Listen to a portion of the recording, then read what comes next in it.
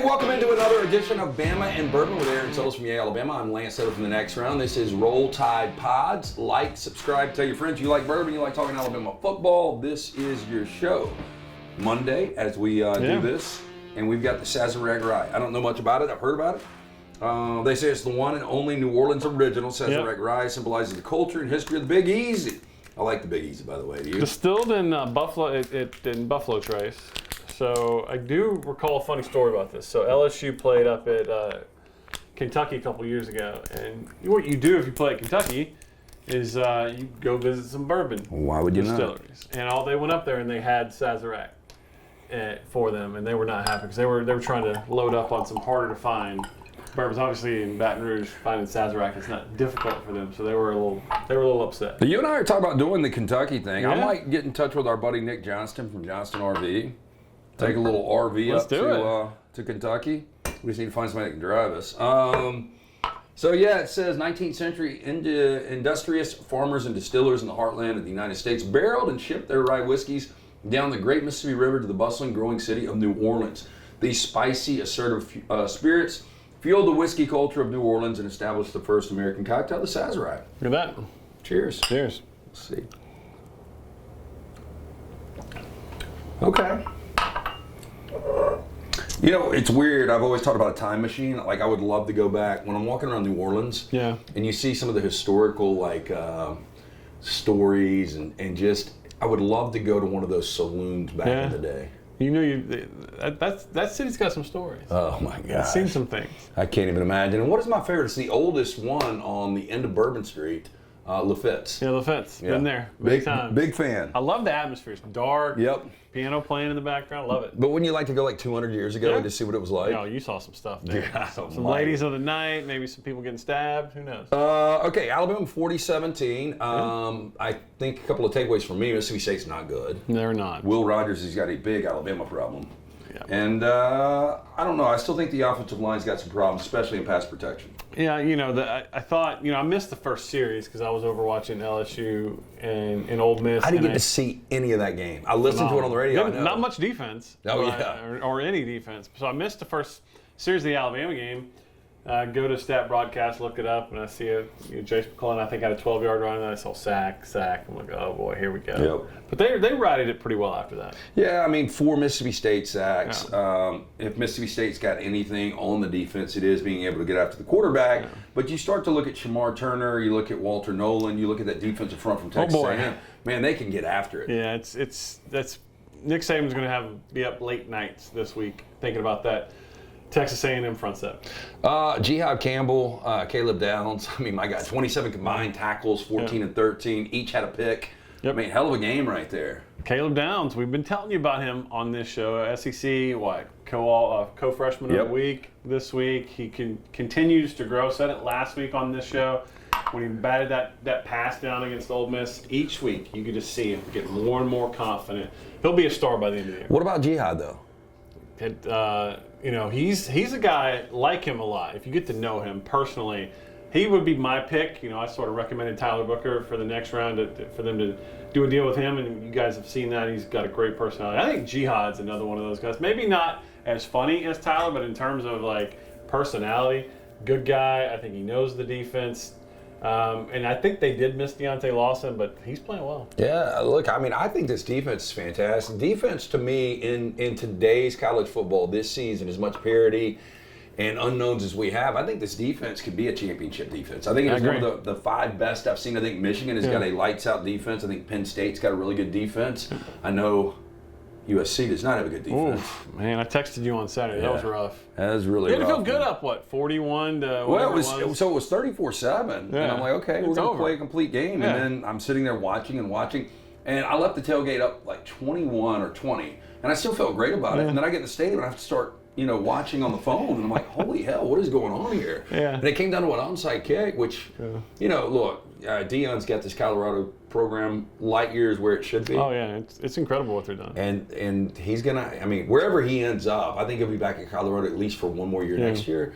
But, I mean, watch out. Alabama, though, offensively, I don't know. I mean, 40 points should win you every single game with that defense. No doubt.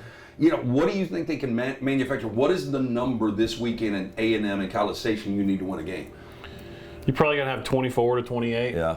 And that's going to be difficult. I know that's not a lot of points, but I want you to put yourself in Jalen Milroe's shoes. One, going against that front that we just told you about, that Lance named out the names. And two, the environment. Anywhere Alabama goes, it's going to be electric and loud. And that's very difficult. I would expect a lot of pre-snap penalties, some infraction type stuff that's going to put them behind the chains. When you get behind the chains, that's not what this offense is built around. I think they're going to be trouble. It's going to be, if the offensive line can't pass protect, if they can't not false start, it's going to be real difficult for them to contain or sort of maintain any sort of consistent offense. It's Bama and Bourbon here on Roll Tide Pods. Make sure you like and subscribe. Aaron Suttles from Alabama. I'm Lance Taylor from The Next Round. It's brought to you by The Beverage Place, located next to the PGA Superstore on 280. Pink Package, located across from the Target next to Arby's on 280. One-stop shop, liquor, beers, seltzers, wine, sodas, mixers, cigars, ice, even fresh lemons and limes. They open early, close late. Open 9 a.m. every day except Sundays when they open at noon. So if A&M wins this game, I know they got the one loss to Miami, but it's like, both of these teams obviously control their own destiny. Right. But this would really put A&M in an interesting spot. Outside of the Manziel year, I can't really remember when A&M was in the mix to win an SEC West. I guess in 2020. 2020 they lost one game, right? Yeah, to Florida, I think. Yeah. And so Alabama took care of them, but that game was close for the first half. So it's a key matchup for the SEC. LSU has only got the one conference loss. They got another conference loss to Florida State. But that defense, it's shocking how bad LSU's defense is. Any defense that got Harold Perkins should not be that bad. They are horrible. Well, and Brian Kelly's a defensive guy. He actually played linebacker in college, and I just thought with year two, what they had built towards the end of the season and the way Jaden Daniels looked. And look, the offense has been great. They found a running back in Logan Diggs. You got multiple dominant receivers and Neighbors and Brian Thomas. And for them to have, I don't know, it kind of reminds me of the USC of the SEC. Yeah, probably the worst thing that could have happened to them is for them to beat Alabama. That game was close. They went for 2 in overtime, win that. But it rocketed expectations going into the offseason, and that wasn't good for this team. Yeah, and somebody brought that up, SEC Media Days up in Nashville. They were like, the narrative would be completely different if they don't get that 2-point Absolutely. conversion. Yeah, I bought in. I really did, because I think Brian Kelly, to have Notre Dame in a position to play for the national championship and then in the college football playoff multiple times. Yeah. The guy can coach. I just don't know what's going on. Yeah, there's some rumors behind the scenes of how hard that staff works, but I don't know those to be true. That's just the ether of college football. But there's no reason, given their personnel, LSU, their secondary is not great, but there's no reason they should be that bad. No, not at all. They couldn't stop Ole Miss at all. A week after Alabama throttled Ole Miss. Yeah, and it's I think Nick Saban's staff works pretty hard, right? Yeah, no doubt about that. Yeah, you just got to be able to buy into this. It will be interesting to see what LSU is moving forward. We still have never had a 2-loss team get to a college football playoff in the last year of the 4-team format. That's crazy. I'm not going to be surprised if we get a 2-loss there. I don't think LSU is going to be that team. I'm just saying, one of these teams out of the Pac-12 with 2 losses. Yeah. An Alabama could maybe even afford another loss. You lose twice, only one in conference. You go on and play for the SEC championship, beat Georgia. Who knows? Which also didn't look great over the weekend. No. I was in Jordan Hare, directly in the sun. It was a fun atmosphere, and Auburn fans started to buy in. Hey, we got shot here. Yeah. But they were able to run the football effectively. They forced turnovers. They just couldn't cover Brock Bowers. They could not. I don't know anybody that can, though. We go back to that SEC championship game against Alabama, where Alabama shocked them. And Brock Bowers was still got his a major weapon back then as a true freshman. So he's fantastic. Okay, yay Alabama. Tell us about it. Yay-alabama.com. Listen, in the world of NIL, Alabama needs support. They don't have the corporations like you look at Arkansas, J.B. Hunt, and Walmart, and Tyson Chicken. You go over to Georgia, you got Chick-fil-A, Delta, Coca-Cola. Alabama doesn't have that sort of corporate environment. So Alabama needs fans to help it stay on top of its NIL game. That's where you come and become involved. So make sure you're checking out a membership. Tell your friends about it. Yeah, and also mybookie.ag. Go to mybookie.ag. Football season's here. Winning season is here. You can sign up. It's absolutely free to sign up. Once you put in that deposit, make sure you put in the promo code next round. They're going to secure you with a nice little bonus there at the end. That is mybookie.ag. Okay, this Alabama offense, Jalen Milroe, if he's not turning it over, he's a solid quarterback. Going to keep you in games. Yeah, and he's going to get better and better. The offensive line, you think it's getting better. Where are you right now on playmakers, though, around Milroe? I think Jalen Hale is a guy that's starting to establish himself, and they got to give him some more opportunities. He obviously had the big touchdown catch versus Ole Miss. You got to take advantage of him on deep balls. I still think Alabama's got to take shots, and there are some playmakers there. I think we've seen it at tight end. Amari Niblack. Yep. I think C.J. Dupree can be one of those guys. I thought the running backs played really well.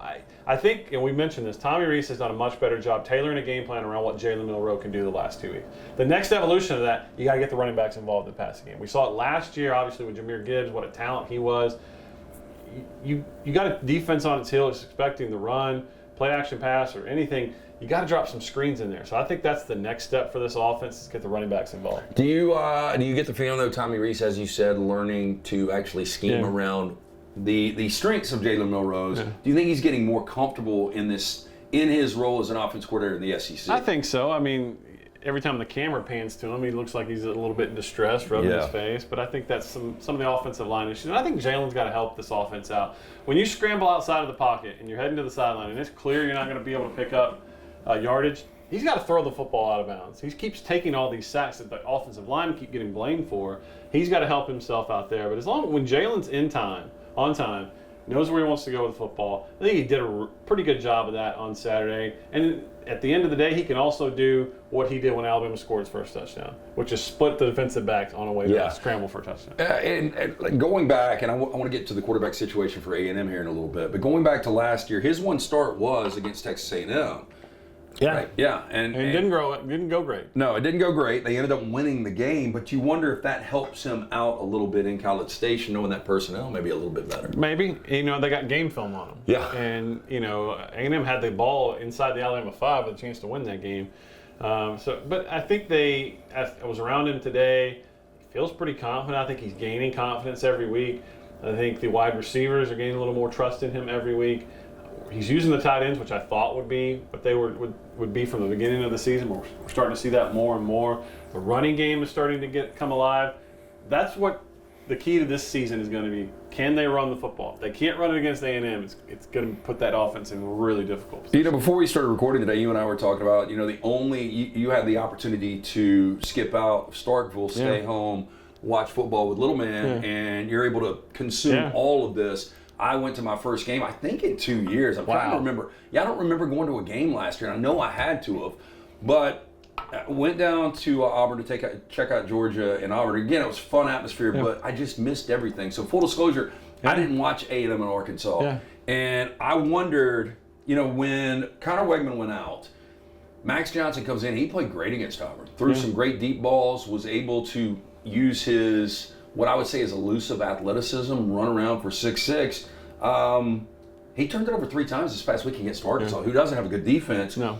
And I was wondering, going into that game, now that he knew he was the starter again, if that's something some of these guys just can't, they don't handle it nearly as well. Yeah. And you wonder now with this massive game how Max Johnson is going to handle it. And I think it's simple as it comes down to Max Johnson, Jalen Milroe, who doesn't turn the football over. I think that's the key. And being at home is certainly going to help. Yeah.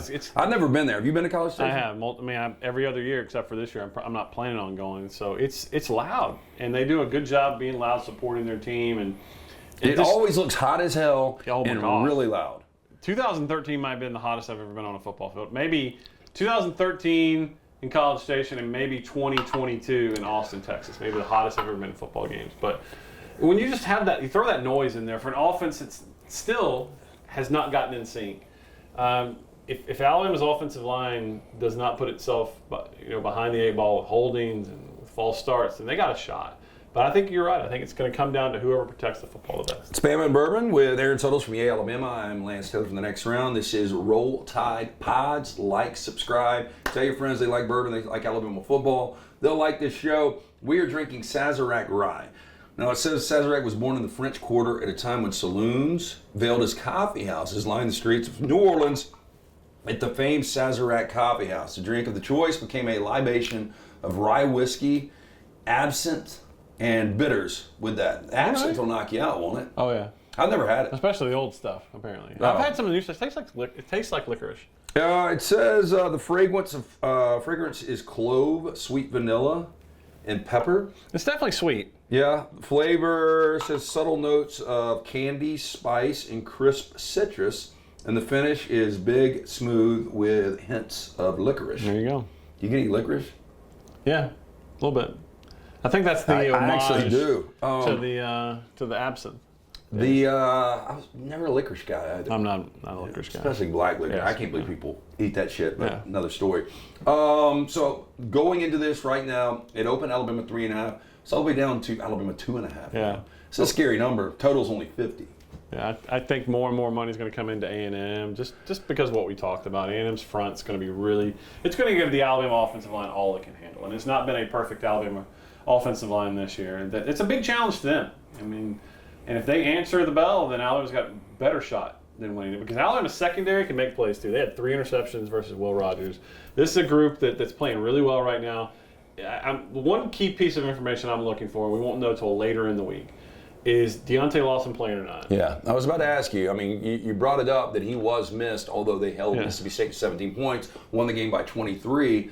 You know, there are people out there that speculate it might not be till Tennessee, but there's possibility. There's a possibility, I think, that he might play. And the defense played great, but I do think their run fits weren't great, and Mississippi State ran the ball better than I thought they would. Nick Saban mentioned at the end of that game, said they were committed to the run more than Alabama thought they would be.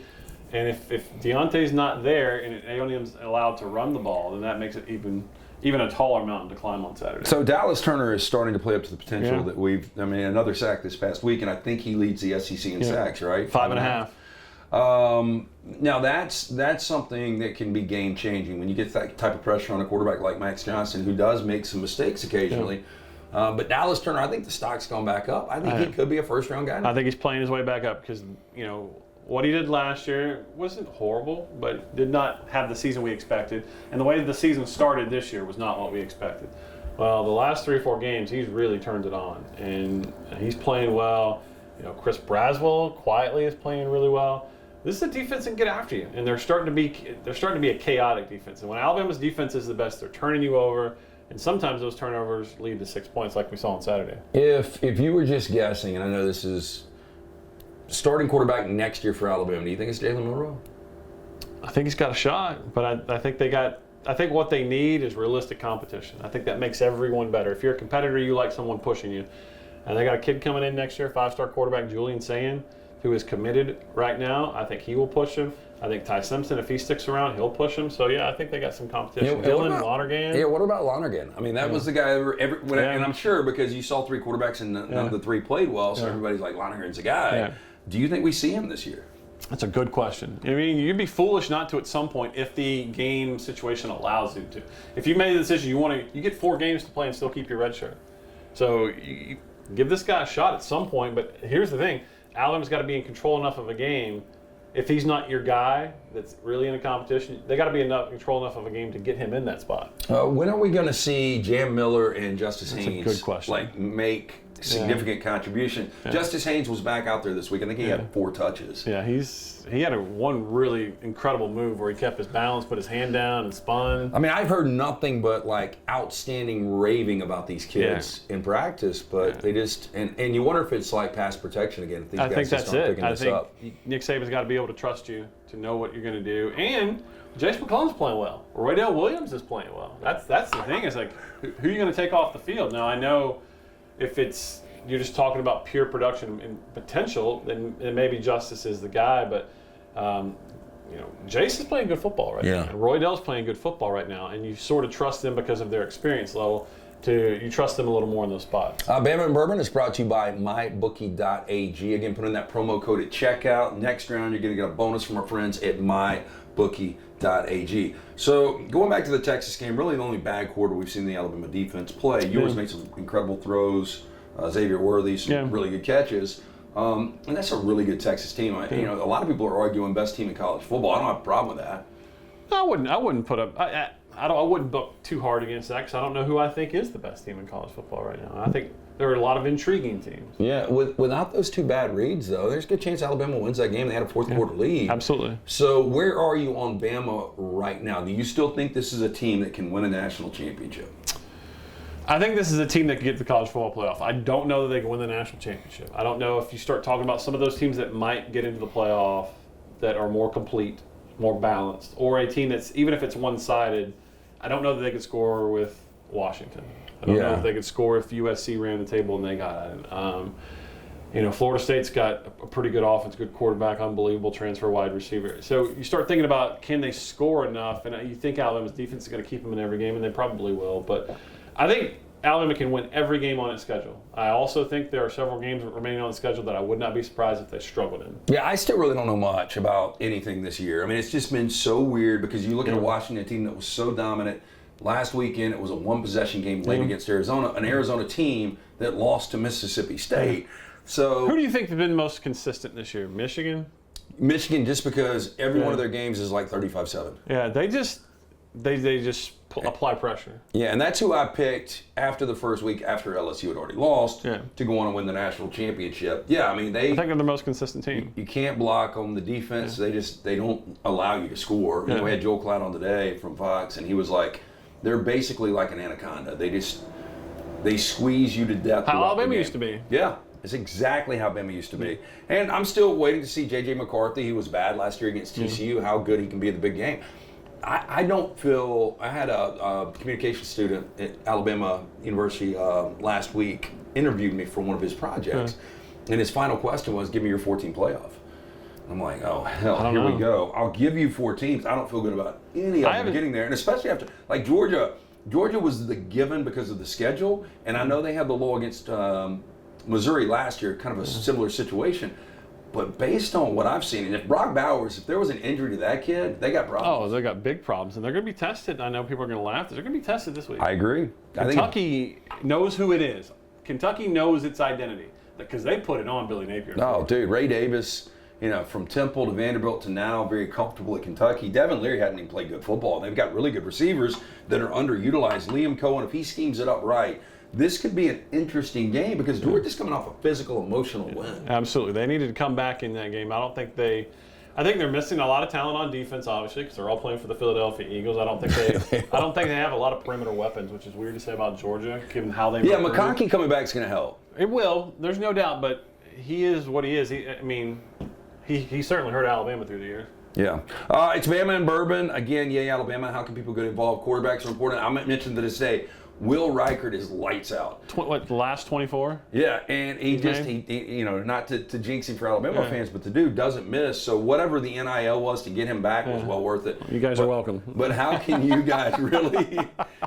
Yeah, I don't know what it was, but it was worth it. So how can people get involved to keep guys like Will Reichert around? And it's huge. I know that there's a perception of Alabama that Alabama just has unlimited funds. That's just not the case. And for Alabama to be competitive, it needs to be able to compete for these, keeping players there, attracting new players to campus. And the way you can do is go subscribe. Go to a-alabama.com/fans. Pick a level that's most comfortable for your financial situation and help Alabama maintain the dominance we've seen through college football for 16, 17 years. Yeah, Bama and Bourbon, Beverage Place. We appreciate those guys. Pink Package. Again, liquor, beer, seltzers, wine, sodas, mixers, cigars, ice, even fresh lemons and limes. They open early, close late, right there on 280. Beverage Place and Pink Package. Special thanks to Chan and all the fine folks there. The Sazerac, what do you think? Yeah, pretty good. Yeah, and I think the price I like the model, too. It's like $25 to $30. Can't beat that. It's a great price point. Good game day whiskey here for you. So check out the Sazerac Rye. I'm a fan.